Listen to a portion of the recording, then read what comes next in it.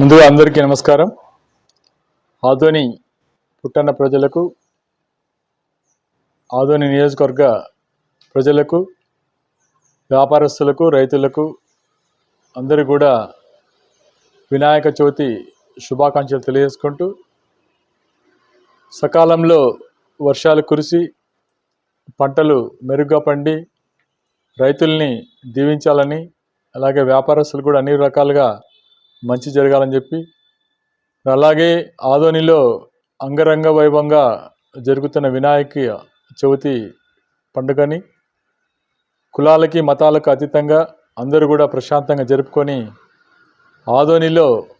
ఒక ప్రశాంతత వాతావరణానికి అందరూ కూడా కృషి చేయాలని చెప్పి మనస్ఫూర్తిగా కోరుకుంటూ, అందరినీ కలిసిమెలిసి శాంతియుతంగా ఈ పండుగని జయప్రదం చేస్తారని ఆశిస్తూ, పట్టణ